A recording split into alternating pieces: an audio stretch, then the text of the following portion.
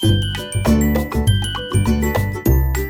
बच्चों, आप सभी का पुनः हमारे चैनल आइडियल डे क्लासेस में स्वागत है। बच्चों, आज हम आपके लिए विषय गणित लेके आए हैं जो कक्षा 6वीं के लिए है। और किस पुस्तक का है ये? एडगेट अभ्यास पुस्तिका। जो आपकी एडगेट अभ्यास पुस्तिका के अंतर्गत विषय गणित आता है कक्षा 6वीं के लिए, उसके महत्वपूर्ण प्रश्नों को लेकर आए हैं। और आज हम अध्याय 3 बताएंगे। अध्याय 3 में क्या है? संख्याओं के साथ खेलना। और इस एडगेट अभ्यास पुस्तिका को मध्य प्रदेश राज्य शिक्षा केंद्र भोपाल द्वारा वर्ष 2023-24 के लिए बनाया गया है। तो चलिए देखते हैं अध्याय 3। अध्याय 3 क्या है? संख्या के साथ खेलना। देखिए अध्याय 3 में क्या दिया हुआ है? संख्याओं के साथ खेलना। पहले इसकी जो संक्षिप्त टिप्पणी दी है उसके बारे में थोड़ा अध्ययन कर लेते हैं हम। क्या दिया हुआ है? एक कक्षा में 8 बच्चे हैं। बच्चों को पंक्तियों में इस प्रकार व्यवस्थित करना है कि प्रत्येक पंक्ति में बच्चों की संख्या समान हो। तो हम इनको निम्नानुसार व्यवस्थित करते हैं। नंबर 1 क्या दिया है? प्रत्येक पंक्ति में एक बच्चा। प्रत्येक पंक्ति में कितना? एक बच्चा। तो पंक्तियों की संख्या कितनी हो गई? 8। देखिए एक पंक्ति में ये एक बच्चा हो गया। पंक्ति कैसी है? खड़ी है। और कितने बच्चे इसमें? 8 बच्चे हैं ये। तो बच्चों की कुल संख्या क्या हो जाएगी? 1 गुणित 8 बराबर 8। फिर सेकंड नंबर क्या कह रहा है? प्रत्येक पंक्ति में 2 बच्चे। देखिए ये 2 पंक्ति हो गई है। तो एक बच्चा ये हो गया आपका, दूसरा बच्चा ये हो गया। 2 बच्चे, प्रत्येक पंक्ति में 2 बच्चे हुए। तो पंक्तियों की संख्या कितनी हो गई? गिनते हैं। 1 2 3 4। तो पंक्तियों की संख्या 4 हो गई। तो 2 बच्चे हैं तो 2 गुणित 4 बराबर कितना आ जाएगा आपका? 8। फिर तीसरा नंबर देखते हैं। प्रत्येक पंक्ति में 8 बच्चे हैं तो पंक्तियों की संख्या कितनी हो जाएगी? 1। अब इसमें प्रत्येक पंक्ति में 8 बच्चे, 1 2, कितनी पंक्ति यहाँ पे? एक पंक्ति है। पंक्तियों की संख्या क्या हो गई? 1। और बच्चे कितने हो गए? 8। तो हम पंक्तियों की संख्या बराबर 1। प्रत्येक पंक्ति में 4 बच्चे तो पंक्तियों की संख्या कितनी होगी? 2। इस प्रकार हम 8 बच्चों को विभिन्न तरीकों से व्यवस्थित करते हैं। जैसे 8 बराबर 1 गुणित 8, 8 बराबर 2 गुणित 8, 8 बराबर 4 गुणित 2 और 8 बराबर 8 गुणित 1। इस प्रकार हमने व्यवस्थित किए। चलिए इसके आगे क्या दिया है? हम देखते हैं कि संख्या 8 को संख्या 2 व 4 पूरा पूरा विभाजित करती है। हम क्या देख रहे हैं? संख्या 8 को संख्या 2 व 4 पूरा पूरा विभाजित करती है तथा 1 व 8 से भी विभाजित होता है। अतः हम कह सकते हैं कि 8 को संख्या 1 2 4 8 पूर्ण रूप से विभाजित करती है। अतः संख्या 8 के गुणनखंड क्या हो जाएंगे? 1 2 4 8। निम्न सारणी में कुछ संख्याओं के गुणनखंड एवं गुणनखंडों की संख्या लिखी गई है। देखिए एक संख्या 1 का गुणनखंड क्या हो गया? 1। तो गुणनखंडों की संख्या कितनी हुई? 1।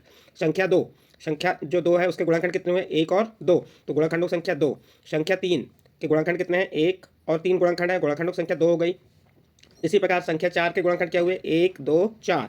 और गुणनखंडों की संख्या कितनी हो गई आपकी? 3। संख्या 5, ये संख्या 5 के गुणनखंड कितने हैं? संख्या 5 के गुणनखंड 1 और 5 होते हैं। और इनकी गुणनखंडों की संख्या कितनी हो गई इसमें? 2। संख्या 6 के गुणनखंड क्या हो गए? 1 2 3 6। और गुणनखंडों की संख्या 4 हो गई। कैसे? 1 2 3 4। इसी प्रकार 12 तक के गुणनखंड निकाल के बताया गया है। तो यहाँ पे आपको संख्या, गुणनखंड और गुणनखंडों की संख्या बताया। आपको यहाँ पे इससे एक चीज़ मैं आपको कंफर्म कर देता हूँ कि जिन संख्या के 2 गुणनखंड होते हैं, जिन संख्या के 2 गुणनखंड होते हैं वह अभाज्य संख्या कहलाती है। और जिन संख्याओं के 2 से अधिक गुणनखंड होते हैं, जिन संख्याओं के 2 से अधिक गुणनखंड होते हैं वह भाज्य संख्या होती हैं। अब देखिए यहाँ से हम भाज्य और अभाज्य संख्या भी पहचान लेंगे। देखिए 2 के कितने गुणनखंड हैं? 2। 3 के कितने गुणनखंड हैं? 2। 3 के 5 4 के गुणनखंड कितने? 3। तो ये जो 2 गुणनखंड वाली जितनी भी संख्या है, 2 गुणनखंडों की संख्या वाली जो संख्या है वह भाज्य संख्या कहलाएगी। और 2 से अधिक, जैसे 3 हो गया, 4 हो गया, 4 जन 2 से अधिक जो भी गुणनखंड होते हैं वह भाज्य संख्या कहलाएंगे। और जिनके 2 गुणनखंड है वह अभाज्य संख्या कहलाती हैं। चलिए इसमें आगे क्या दिया देखते हैं। उपयुक्त उदाहरणों से हम संख्याओं के गुणनखंड, गुणज, गुणज क्या होते हैं? जो पहाड़ा होता है। जैसे हम 2 के गुणज किसी ने पूछा आपसे तो 2 का पहाड़ा पढ़ लीजिए। 2 एकम 2, 2 दूनी 4, 2 तिया 6, 2 चौके 8। तो ये क्या हो गए? 2 के गुणज। इसी प्रकार 3 के गुणज। भाज्य संख्या आपको बताई दी कि जिसके 2 से अधिक गुणनखंड होते हैं वह भाज्य संख्या होती है। और अभाज्य अभाज्य संख्या कौन सी होती है? जिसके 2 गुणनखंड होते हैं। विषम संख्या कौन सी होती है? जिसमें 2 का भाग नहीं जाता। तथा संख्याओं की विभाज्यता संबंधी समस्याओं पर चर्चा करते हैं। उदाहरण नंबर 1 दिया, 12 के गुणनखंड ज्ञात कीजिए। देखिए 12 गुणनखंड क्या होंगे? 12 को विभिन्न प्रकार से 2 संख्याओं के गुणनफल के रूप में लिखा जा सकता है। देखिए 12 गुणनखंड निकालते हैं। 12 बराबर 1 गुणित 12। तो 12 का दूसरा गुणनखंड क्या होगा? 2 गुणित 6, 2 छिंग 12। फिर 12 के गुणनखंड क्या होगा? 3 गुणित 4, 3 चौके 12।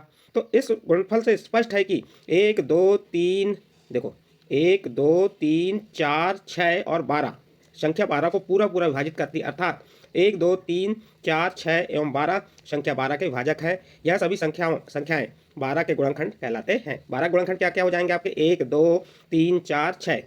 ये क्या हो गए? 12 के गुणनखंड हो गए। क्यों हुए? क्योंकि ये सभी 12 के विभाजक है और 12 को विभाजित करते हैं, इसलिए क्या कहलाएंगे? 12 के गुणनखंड कहलाते हैं। अतः 12 गुणनखंड ये हो गए आपके। चलिए आगे देखते हैं। निम्नलिखित संख्याओं के सभी गुणनखंड लिखिए। जैसे आपको दिया 48, 48 के सभी गुणनखंड क्या होंगे? जो संख्या 48 को पूर्ण रूप से विभाजित कर दे वह संख्या उसके गुणनखंड कहलाएंगे। जैसे 1 2 3 4 6 8 12 16 24 48, ये क्या हो गए? 48 के गुणनखंड हो गए। देखो 1 से भी 48 पूर्ण रूप से विभाजित हो जाएगा, 2 से भी होगा, 3 से भी होगा और आपका 4, 6, 8, 12, 16, 24, 48 इन सबसे पूर्ण रूप से विभाजित होता है, इसलिए ये क्या कहलाएंगे 48 के गुणनखंड कहलाएंगे। उसी प्रकार सेकंड दिया 20 के गुणनखंड क्या होंगे। अब 20 के गुणनखंड वे गुणनखंड होंगे जो 20 को पूर्ण रूप से विभाजित करें, जैसे 1, 2, 4, 5, 10 और 20। देखो एक से भी 20 विभाजित होगा, यानी कि एक में 20 का एक का भाग 20 में चल जाएगा, 2 का भाग भी 20 में जाएगा, 4 का भाग भी, 5 का भी, 10 का भी और 20 का भाग। तो इसलिए 20 के गुणनखंड क्या होगा 1, 2, 4, 5, 10 और 20। इस प्रकार से ये जो आपका प्रश्न दिया था निम्नलिखित संख्याओं के सभी गुणनखंड कीजिए, तो गुणनखंड करके बताया आपको। इसके बाद नेक्स्ट अगला प्रश्न आता है, उदाहरण नंबर 2 दिया है, 6 और 9 का लघुत्तम समापवर्त्य ज्ञात कीजिए। आपको किसका लघुत्तम समापवर्त्य ज्ञात करना है, समापवर्त्य ज्ञात करना है 6 और 9 का। तो अब 6 और 9 के लघुत्तम समापवर्त्य ज्ञात करने के लिए आपको हम कौन सी विधि, गुणज विधि से करेंगे। तो गुणज 6 के गुणज क्या होते हैं, 6 के पहाड़े जितनी भी संख्या आती है वह क्या कहलाते हैं, 6 के गुणज कहलाते हैं। जैसे 6 का गुणज क्या हो गया, 6, 12, 18, 24, 30, 36, 42, 48, 54 और इसके आगे ये डेजेस आगे जाते जाएंगे। इसी प्रकार 9 के गुणज 9 एकम 9, 9 दूनी 18, 9 तीस 27, 9 चौके 36, 9 पन्ना 45, 9 छीं 54, 9 7 63, 9 8 72, 9 9 81। ये 9 के गुणज, यानी गुणज कैसे निकालते हैं ये आपको हम बताया यहाँ पे। तो 6 के गुणज और 9 के गुणज निकाल लीजिए, 6 और 9 के गुणज निकाल लिए। अब इन गुणजों में आप सार गुणज देखिए, सार गुणज यानी जो दोनों में सम्मिलित हो। 6 यहाँ पे लेकिन यहाँ नहीं, 12 यहाँ लेकिन यहाँ नहीं, यहाँ 18 है देखिए और ये 18। एक सार गुणज क्या हो गया, ये 18 हो गया। दूसरा सार गुणज देखते हैं 24, 27, 30, 36, 36। दूसरा सार गुणज क्या हो गया, ये आपका 36 हो गया। और तीसरा सार गुणज क्या आ जाएगा 54। तो 6 और 9 के सार गुणज क्या हो गए 18, 36 और 54। वे गुणज जो दोनों संख्याओं के गुणजों में उभयनिष्ठ है वह क्या कहलाता है, सार गुणज कहलाता है। तो आपको यहाँ पे हमने सार गुणज बताए। इसके बाद आप सार गुणज में 18, 36, 54 में सबसे छोटा सार गुणज क्या है, आप यहाँ देखेंगे 18, 36 और 54 में सबसे छोटा सार गुणज क्या है। देखिए यहाँ पे सबसे छोटा सार गुणज क्या है इसका, 18, 36, 54 में सबसे छोटी संख्या 18 है, इसलिए सार गुणज सबसे छोटा सार गुणज क्या हो गया 18 हो गया। अतः 6 और 9 का लघुत्तम समापवर्त्य क्या होगा 18। लघुत्तम समापवर्त्य बराबर क्या होता है, सबसे छोटा सार गुणज। तो इस प्रकार बच्चों आपको यहाँ पे लघुत्तम समापवर्त्य गुणज विधि से किस प्रकार से निकालना, इस प्रकार से आप निकाल सकते हैं। यहाँ उदाहरण नंबर 2 कंप्लीट हुआ। इसके बाद नेक्स्ट प्रश्न है, आपको प्रश्न इसके बाद का जो प्रश्न दिया जो आपको हल करने के लिए दिया गया है, क्या करने दिया गया है, हल करने दिया गया है। तो कैसे हल करेंगे आपको बताना है। क्या दिया 12, 16 और 18 तीन संख्याएं दी हैं, इनके आपको सार गुणज निकालना है, वो सॉरी इनके क्या निकालना है, लघुत्तम समापवर्त्य निकालना है। तो किस विधि से हम बता रहे हैं आपको, गुणज जैसे 12 के गुणज निकाल लीजिए, 16 के गुणज और 18 के। अब इनके गुणज कैसे निकालेंगे, 12 के पहाड़े में जो संख्या आती है 12 का पहाड़ा पढ़ लीजिए, जैसे 12, 24, 36, 48, 60, 72, 84, 96, 108, 120, 132, 144। ये किसके गुणज हो गए 12 के। इसके बाद 16 के गुणज क्या हो जाएंगे, 16 के गुणज हैं आपके 16, 32, 48, 64, 40, 96, 112, 128, 144, 160, 176, 192। ये 16 के गुणज हो गए। उसके बाद 18 के गुणज निकाल लीजिए। 18 गुणज क्या है, 18, 36, 54, 72, 90, 108, 126, 144, 162। ये हमने क्या है 12, 16 और 18 क्या निकाले, गुणज निकाल लिए। अब इसमें से सबसे छोटा गुणज क्या है 144 है। देखिए यहाँ पे भी 144 है, ये यहाँ पे भी 144 है और यहाँ पे भी। अब इधर कोई यानी कि उभयनिष्ठ चार गुणज नहीं है, इधर उभयनिष्ठ चार गुणज क्या हो गया आपका 144। और इसके आगे जाएंगे तो और मिलेंगे, लेकिन हमको सबसे छोटा गुणज यही मिल चुका है, इसलिए हम आगे नहीं बढ़े। तो क्या लिख देंगे, सबसे छोटा सार गुणज क्या है 144 है। अतः 12, 16 और 18 का लघुत्तम समापवर्त्य कितना हो जाएगा 144 होगा। इस प्रकार आपका जो प्रश्न कंप्लीट हुआ। यहाँ पे नेक्स्ट अगला प्रश्न देखते हैं, उदाहरण नंबर 3। उदाहरण नंबर 3 क्या दिया हुआ है देखते हैं। अभाज्य गुणनखंड द्वारा, कौन सा, अभाज्य गुणनखंड द्वारा 18 और 24 का महत्तम समापवर्तक ज्ञात कीजिए। क्या ज्ञात करना है इसमें, महत्तम समापवर्तक। और इसके पहले हम क्या पढ़े थे, लघुत्तम समापवर्त्य। तो देखिए 18, अब अभाज्य गुणनखंड, अभाज्य क्या होता है, अभाज्य संख्या कौन सी होती है, अभाज्य संख्याओं से 18 और 24 के हम क्या निकालेंगे, गुणनखंड निकालेंगे। अभाज्य संख्या कौन सी होती है, आपको बताया था अभाज्य संख्या की परिभाषा, जिसके दो गुणनखंड होते हैं या जिसका स्वयं और एक दो गुणनखंड होते हैं वह अभाज्य संख्या होती है। 2, 3, 5, 7, 11 ये क्या है अभाज्य संख्या है। इन अभाज्य संख्याओं से हमको 18 और 24 के क्या निकालना गुणनखंड, और उस विधि द्वारा महत्तम समापवर्तक ज्ञात करेंगे। चलिए 18 और 24 के महत्तम समापवर्तक कैसे ज्ञात करेंगे। 18 के अभाज्य गुणनखंड, तो आप इस प्रकार से 18 लिख दिया आपने, ये 18 लिख दिए। अब 18 में अभाज्य संख्या किससे स्टार्ट करेंगे, 2 से। 2 का भाग जाएगा क्या, हाँ कितने बार जाएगा, 2 नम 18, 9 बार गया। अब 9 में 2 का भाग जाएगा क्या, नहीं, तो अगली अभाज्य संख्या कौन सी आ जाएगी, 3। आपको बता दी थी अभाज्य संख्या कौन सी होती है आपकी, 2, 3, 5, 7, 11 जैसे आप आगे जाते जाएंगे, यानी जिनमें जिसके ओनली 2 गुणनखंड होते हैं वह अभाज्य संख्या है। अब देखिए यहाँ 3 का भाग 9 में जी, 3 इधर का 9, फिर 3 एकम 3, तो ये किसके निकल गया अभाज्य गुणनखंड, 18 के 2 गुणित 3 गुणित 3। इसी प्रकार किसके अभाज्य गुणनखंड निकाले, 24। तो 24 में 2 का भाग जाएगा कितने बार गया, 12 बार। फिर 2 का भाग 12 में दी कितने बार गया, 6 बार। फिर 2 का भाग 6 में दी कितने बार गया, 3 बार गया। तो ये किसके अभाज्य गुणनखंड हो गए आपके, 24 के लिख दिया है। 18 के अभाज्य गुणनखंड 2 गुणित 3 गुणित 3 24 के क्या हो गए 2 गुणित 2 गुणित 2 गुणित 3। अब यहाँ पे आपको क्या करना है सार अभाज्य गुणनखंड क्या निकालना है। सार अभाज्य गुणनखंड जो दोनों में उभयनिष्ठ हो। तो देखिए यहाँ पे सार अभाज्य गुणनखंड क्या हो जाएगा, ये 2 हो जाएगा, ये आपका क्या आ गया, ये 2 है और क्या है ये 3 है। तो सार अभाज्य गुणनखंड 2 एवं 3 है। तो हमको क्या ज्ञात करना है, महत्तम समापवर्तक ज्ञात करना है। तो महत्तम समापवर्तक बराबर होता है सार गुणनखंड, ये सार अभाज्य गुणनखंड क्या है 2 एवं 3, सारो गुणनखंड का गुणनफल, गुणनफल यानी गुणा यानी अभाज्य संख्या जो आई है उनका गुणनफल 2 गुणित 3 बराबर 6। तो यहाँ 18 और 24 का महत्तम समापवर्तक कितना आ जाएगा आपका 6 आ जाएगा। इस प्रकार से बच्चों आपका ये उदाहरण नंबर 3 कंप्लीट हुआ। चलिए आगे बढ़ते हैं, आगे क्या दिया है देखते हैं। अब आगे दिया है आपको क्या दिया है 16 और 28 का महत्तम समापवर्तक ज्ञात कीजिए। तो 16 और 28 का महत्तम समापवर्तक ज्ञात करेंगे हम अभाज्य गुणनखंड विधि से ही करेंगे। 16 और 28 का महत्तम 16 का अभाज्य गुणनखंड निकाल लिए, क्या आ गया 16 का अभाज्य गुणनखंड 2 2 2 2। तो ये लिख दिया हमने 2 गुणित 2 गुणित 2 गुणित 2, ये 16 के अभाज्य गुणनखंड हो गए। इसी प्रकार 28 के अभाज्य गुणनखंड विधि से निकाले हमने। 2 का भाग 28 में दिए 14 बार गया, फिर 2 का भाग 14 में दिए 7 बार गया, 7 का भाग 7 में दिए 1 बार गया। तो ये 16 और 28 के अभाज्य गुणनखंड आ गए। अब इसमें आपको देखना है कि सार अभाज्य गुणनखंड, सार अभाज्य गुणनखंड यानी उभयनिष्ठ कौन जो दोनों में, ये 1 2 है, ये दूसरा 2, 16 में भी है और इसमें भी ये है। तो सार अभाज्य गुणनखंड क्या हो गया 2 गुणित 2। अब यहाँ पे ये 2 और 2 बचे, लेकिन यहाँ पे सार गुणनखंड नहीं निकल रहा है, इसलिए 2 और 7 नहीं आएगा, यहाँ पे आ गया ये 2 गुणित 2। अब महत्तम समापवर्तक बराबर क्या होता है सार गुणनखंड का गुणनफल यानी कि 2 गुणित 2 बराबर 4। तो 16 और 28 का महत्तम समापवर्तक क्या हो जाएगा 4 हो जाएगा। तो ये आपका प्रश्न कंप्लीट होता है। नेक्स्ट क्वेश्चन देखते हैं। अब यहाँ पे क्वेश्चन क्या है आपके पाठ्य पुस्तक के अध्याय 3 से संबंधित जो संख्याओं के साथ खेलना उससे संबंधित प्रश्नों को बताए। अभी हमने आपको लघुत्तम समापवर्तक निकालना, महत्तम समापवर्तक निकालना और जो आपकी क्या कहते हैं गुणनखंड कैसे निकालते हैं वह बताया हमने, संख्याओं का गुणनखंड और गुणज क्या है वह बताए थे। अब यहाँ पे आपको प्रश्नों को हल करके बताना है। देखो प्रश्नों को पढ़कर दिए गए विकल्पों में से सही उत्तर चुनकर लिखिए और सामने दिए गए सही घेरे को भरिए। देखिए यहाँ क्या दिया 36 के गुणनखंडों की संख्या लिखिए। किसके कह रहा है 36 के गुणनखंडों की संख्या लिखिए। तो आपको क्या करना पड़ेगा यहाँ पे 36 के गुणनखंड निकालना पड़ेगा। अब 36 के गुणनखंड कैसे निकलेंगे, जो संख्या 36 को पूर्ण रूप से विभाजित कर ले वह उसके गुणनखंड होंगे। तो 36 के गुणनखंडों की संख्या कितनी ये कह रहा है। जब आप 36 के गुणनखंड क्या क्या हो जाएंगे देखिए हम बता रहे हैं आपको। 1 का भाग चल जाएगा, 2 का भी जाएगा, 3 का भी जाएगा, 4 4 नाम 36, 5 का नहीं, 6 6 36, 7 भी नहीं आएगा, 8 भी नहीं आएगा, 9 चौके 36, फिर 9 के बाद 10 नहीं आएगा, 11 नहीं 12 आ जाएगा, फिर 13 नहीं आएगा, 14 नहीं आएगा, 15 नहीं आएगा, 16 17 18 आएगा, सीधे 18 दूनी 36 और फिर स्वयं 36। अब इनको गिन लेते हैं हम, गिने 1 2 3 4 5 6 7 8 9। 36 से गुणनखंडों की संख्या कितनी है 9। तो यहाँ पे आपका सही आंसर कौन सा होगा, डी नंबर का ऑप्शन सही हो जाएगा 9। तो यहाँ पे आप डी नंबर लिख डी बराबर 9 लिखेंगे और यहाँ पे जो आपका ये है डी नंबर वाले नीचे वाले डिब्बे में घेरा इस प्रकार से डॉट कर देंगे। तो ये आपका प्रश्न नंबर 1 कंप्लीट हुआ। प्रश्न नंबर 2 में 3 4 और 9 का महत्तम समापवर्तक होगा। अब इसका आपको महत्तम समापवर्तक बताना है किसका 3 4 और 9 का। तो हम इसमें इसके अभाज्य गुणनखंड विधि से भी कर सकते हैं। जैसे देखिए 3 के अभाज्य गुणनखंड क्या होंगे, 3 के अभाज्य गुणनखंड 1 गुणित 3। 4 के अभाज्य गुणनखंड क्या होंगे 1 गुणित 2 गुणित 2 और 9 के अभाज्य गुणनखंड क्या होंगे 1 गुणित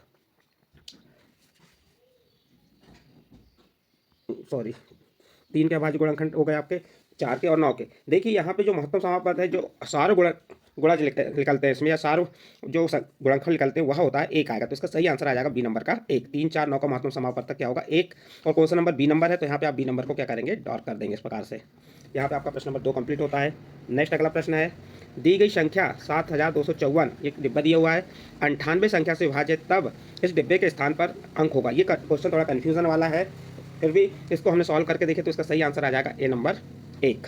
ठीक है, और यहाँ पे ए नंबर को आप क्या कर देंगे डॉट कर देंगे। नेक्स्ट क्वेश्चन है, निम्न में से कौन सा युग्म सह अभाज्य नहीं है, कौन सा युग्म सहभाज्य नहीं। तो इसका सही आंसर आ जाएगा ए नंबर 8 और 12 सहभाज्य नहीं है। और यहाँ पे आप ए नंबर लिख देंगे 8 और 12 और यहाँ पे क्या करेंगे इसको काला कर देंगे। नेक्स्ट प्रश्न है प्रश्न नंबर 5, एक संख्या 2 और 3 से विभाज्य है तो वह सदैव विभाज्य होगी। तो यहाँ 2 और 3 से विभाज्य संख्या क्या होगी 6 है, 5 4 और 8। 5 ना 2 से विभाज्य होगी ना 3 से, 4 2 से विभाज्य होगी लेकिन 3 से नहीं, 8 2 से विभाज्य होगी लेकिन 3 से नहीं, और 6 जो है 2 से विभाज्य होगी और 3 से, इसलिए इसका सही आंसर क्या हो जाएगा ए नंबर 6। यहाँ पे ए नंबर 6 लिख देंगे और जो ए नंबर है उसको क्या कर देंगे आप यहाँ पे डॉट कर देंगे। तो इस प्रकार से आपका प्रश्न नंबर 5 कंप्लीट हुआ। नेक्स्ट अगला प्रश्न देखते हैं। क्या कह रहा है प्रश्न नंबर 6, संपूर्ण संख्या परफेक्ट नंबर किसे कहते हैं? तो आप उसका हल में बता देंगे, वह संख्या जिसके सभी गुणनखंडों का योग उस संख्या का 2 गुना हो संपूर्ण संख्या कहलाती है। जैसे 6 और 28 संपूर्ण संख्या है। इस प्रकार आपका प्रश्न नंबर 6 कंप्लीट हुआ। प्रश्न नंबर 7 देखिए, भाज्य और अभाज्य संख्याओं को उदाहरण देकर समझाइए। इसके पहले बच्चों आपको हमने भाज्य और अभाज्य संख्या के बारे में बता दिए थे, फिर भी इस प्रश्न में आपको बता देते हैं। भाज्य संख्या वे संख्याएं जिनके 2 से अधिक गुणनखंड होते हैं, वे संख्याएं जिनके 2 से अधिक गुणनखंड होते हैं भाज्य संख्या कहलाती हैं। जैसे 4, 6, 8 और इसके आगे 10 आते जाएंगी, 12 है, 16 है। और अभाज्य संख्या वे संख्याएं जिनके 2 ही गुणनखंड होते हैं अभाज्य संख्या कहलाती हैं। वे संख्याएं जिनके 2 ही गुणनखंड होते हैं वो क्या कहलाती है? अभाज्य संख्या। 2, 3, 5, 7। तो इस प्रकार से आपको भाज्य और अभाज्य संख्या को उदाहरण देकर समझाने को कहा था हमने, यहाँ पे आपको बता दिए। नेक्स्ट आगे 24 के सभी गुणनखंडों को लिखिए। तो देखिए 24 के गुणनखंड कैसे निकालेंगे हम? 1 गुणित 24, 2 गुणित 12, 3 गुणित 8, 4 गुणित 6, 6 गुणित 24, 6 गुणित 4। और इसी प्रकार से आप अतः हल करेंगे तो यहाँ पे क्या हो जाएगा? 1, 2, 3, 4, 4, 6, 8, 12 और 24। ये क्या हो गया? 24 के सभी गुणनखंड हो गए। नेक्स्ट क्वेश्चन है संख्या 7 के प्रथम 5 गुणज। तो प्रथम 5 गुणज 7 एकम 7, 7 दूनी 14, 7 3 21, 7 चौके 28, 7 12 35। यानी अतः संख्या 7 के प्रथम 5 गुणज क्या हो गए? 7, 14, 21, 28 और 35 हैं। इस प्रकार से आपको गुणज भी पहले समझा दिए, गुणनखंड कैसे निकालते हैं इसके पहले बता चुके थे, और यहाँ इन प्रश्नों को हल करके बताए हैं। नेक्स्ट आगे चलिए, संख्या 17 और 71 अभाज्य संख्याएं। संख्या 17 और 71 क्या है? आपकी अभाज्य संख्या है। इन दोनों संख्याओं में 2 अंक 1 और 7 हैं। 2 अंक क्या है? 1 और 7। 100 तक की संख्याओं में से 100 तक संख्याओं में ऐसे अन्य सभी युग्म ज्ञात कीजिए। जैसे यहाँ पे 17 और 71 है, तो इसी प्रकार कहाँ से 100 तक की जो अभाज्य संख्या है उनके इस प्रकार के युग्म। जब तक हम 100 तक की अभाज्य संख्या हमें मालूम नहीं होंगी तब तक हम युग्म नहीं बना सकते। देखो 100 तक की अभाज्य संख्या कौन सी होती है? 2, 3, 5, 7, 11, 13, 17, 19, 23, 29, 31, 37, 41, 43, 44, 53, 59, 61, 67, 71, 73, 79, 83, 89 और 97। ये क्या हो गई आपकी 100 तक की अभाज्य संख्याएं। 1 से लेकर 100 तक की अभाज्य संख्याएं ये आपको बता दी। अब इसमें से आपको जो 17 और 71 अभाज्य संख्या है, इन दोनों संख्याओं में 1 और 7, इन दोनों संख्याओं में 2 अंक 1 और 7 हैं। तो इसी प्रकार जो ऐसे अन्य युग्म बनाना है, संख्याओं में ऐसे अन्य सभी युग्म ज्ञात करना है। तो देखिए यहाँ पे पहला युग्म हमारा बन जाएगा 13 और 31 का। देखो 1 3 3 1। दूसरा युग्म क्या बनेगा? 37 और 73। देखो इसमें 3 7 7 3। तीसरा युग्म क्या बनेगा? 79 और 97। देखो 7 9 9 7। तो इनमें से समान अभाज्य संख्याओं के युग्म हैं, ये हो गए आपके 13 और 31, 37 और 73 तथा 79 और 97। तो इस प्रकार से इसके युग्म बना के आपको बता दी। प्रश्न नंबर 10 कंप्लीट होता है। नेक्स्ट अगला प्रश्न आता है आपका प्रश्न नंबर 11, विभाज्यता की जांच के नियमों द्वारा ज्ञात कीजिए कि निम्नलिखित में से कौन सी संख्या 11 से विभाज्य है। जैसे यहाँ पे संख्या दिया है 5445, दूसरी संख्या दिया 1331, तीसरी संख्या दिया है आपका 5081। तो यहाँ पे आपको जांच नियमों द्वारा ज्ञात कीजिए कि इनमें से कौन सी संख्या 11 से विभाज्य है। तो जब तक हमको 11 से विभाज्यता का नियम नहीं मालूम होगा तो हम ये नहीं बता पाएंगे कि यहाँ से कौन सी संख्या 11 से विभाज्य है और विभाज्य नहीं है। तो इसका नियम क्या है? किसी संख्या के दाएं से, देखो 11 का भाज्यता का नियम क्या कह रहा है? किसी संख्या के दाएं से विषम स्थानों के अंकों का योग और सम स्थानों के अंकों का योग का अंतर 0 हो या 11 से विभाज्य हो तो वह संख्या 11 से विभाज्य होगी। चलिए इसका पहला प्रश्न देखते हैं। पहला प्रश्न क्या दिया? संख्या 5445, इसके विषम स्थानों के अंकों का योग किधर से देखेंगे? दाएं से। दाएं का विषम अंक कौन सा है? 5 और ये 4। 5 और 4 कितना हो गया? 9। तो विषम स्थानों के अंकों का योग कितना आ गया? 9। अब सम स्थानों के अंकों का योग, तो सम स्थान किधर से देखेंगे इनको? ये आ गया 2 और 4 पे आ रहा है, तो 4 और 5 ये भी 9 हो गया। अब इनके योग का अंतर, तो 9 में से 9 घटा कितना आ गया? 0 आ गया। तो इस प्रकार 5445 11 से विभाज्य है। इसी प्रकार संख्या ये देख लीजिए, यहाँ पे संख्या क्या है आपकी 1331, ये भी 11 से विभाज्य होगी। और यहाँ संख्या 5081 11 से विभाज्य नहीं है। इस प्रकार आपका प्रश्न नंबर 11 कंप्लीट होता है। नेक्स्ट अगला प्रश्न देखते हैं। प्रश्न नंबर 12, 35 और 50 के सारो गुणनखंड ज्ञात कीजिए। तो सबसे पहले तो 35 के गुणनखंड निकाल लीजिए, फिर 50 के गुणनखंड, उसके बाद हम क्या निकालेंगे? उसके सारो गुणनखंड। तो 35 के गुणनखंड क्या हो गए? 1, 5, 7 और 35। ये क्या हो रहा है? 35 को पूर्ण रूप से विभाजित कर रहे हैं, इसलिए 35 के गुणनखंड हो गए।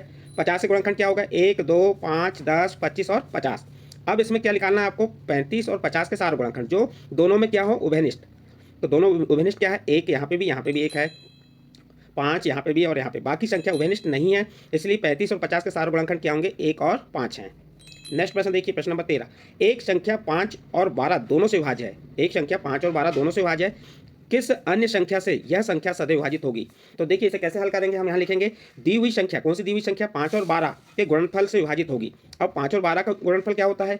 5 और 12 का गुणनखंड क्या हो गया? 60 हो गया। अतः संख्या 60 से सदैव विभाज्य होगी। तो ये क्या होंगी 5 और 12 60 से सदैव क्या होंगी विभाज्य होंगी। इस प्रकार से आपका यहाँ पे प्रश्न नंबर 13 कंप्लीट होता है। नेक्स्ट प्रश्न देखते हैं आप। नेक्स्ट प्रश्न क्या है? नेक्स्ट प्रश्न आ जाएगा आपका प्रश्न नंबर 14, 12, 16 और 28 का महत्तम समापत्तक ज्ञात कीजिए। तो देखिए 12 का महत्तम समापत्तक ज्ञात करना तो अभाज्य गुणनखंड विधि से करेंगे। हम 12 के अभाज्य गुणनखंड निकाल लेंगे। ये आपको 12 का अभाज्य गुणनखंड निकाल के बताए, क्या हो गए 2 गुणित 2 गुणित 3। इसी प्रकार 16 के अभाज्य गुणनखंड क्या हो जाएंगे, ये 16 के अभाज्य गुणनखंड हो गए, क्या हो गए 2 गुणित 2 गुणित 2 गुणित 2, ये 16 के निकाल के बताया। इसी प्रकार 28 का अभाज्य गुणनखंड ये निकाल लिया आपने। अब इसमें आप क्या करेंगे, सारे गुणनखंड देख लेंगे जो तीनों में सम्मिलित हों। ये 2 2, तो इसके सारे गुणनखंड जो तीनों में सम्मिलित हैं, देखिए ये 2 2 सम्मिलित है, इसलिए सारा गुणनखंड 2 गुणित 2 हो गया। तो 12, 16 और 28 का महत्तम समापत्तक क्या होगा, सारा गुणनखंड का गुणनफल है 2 गुणित 2 बराबर 4। 12, 16 और 28 का महत्तम समापत्तक क्या हो जाएगा आपका 4। इस प्रकार प्रश्न नंबर 14 कंप्लीट हुआ। नेक्स्ट प्रश्न है प्रश्न नंबर 15, 4 अंकों की वह सबसे छोटी संख्या ज्ञात कीजिए जो 18, 24 और 32 से विभाज्य है। देखिए 4 अंकों की वह सबसे छोटी संख्या ज्ञात कीजिए जो 18, 24 और 32 से विभाज्य है। तो क्या करेंगे, सबसे पहले जो 18, 24 और 32 है इसके लघुत्तम समापत्ति निकाल लेंगे। और जैसे लघुत्तम ये भाग विधि से हम निकाल के बताएं, देखिए ये 18, 24 और 32 के हमने गुणनखंड आ गए, क्या आ गए गुणनखंड 2 गुणित 2 गुणित 2 गुणित 2 गुणित 2 गुणित 3 गुणित 3, ये आ गए। अब इनका हम क्या करेंगे, गुणा कर दिए तो हमें क्या प्राप्त हुआ 288। और कैसे निकाले, ये गुणनखंड निकाल के आपको बताया हमने भाग विधि से। अब जो उसका लघुत्तम समापत्ति आया, कितना आया इसका लघुत्तम समापत्ति 18, 24 और 32 का 288 लघुत्तम समापत्ति आया।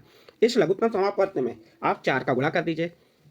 अतः 4 अंकों की सबसे छोटी संख्या जो 18, 24 और 32 से विभाज्य है, तो क्या करेंगे इस लघुत्तम में 288 में 4 का गुणा किया तो 1152 आ गया। अतः अभी संख्या 1152 क्या है आपकी 4 अंकों की सबसे छोटी संख्या ज्ञात कीजिए कहा था, जो किससे विभाज्य होगी 18, 24 और 32 से।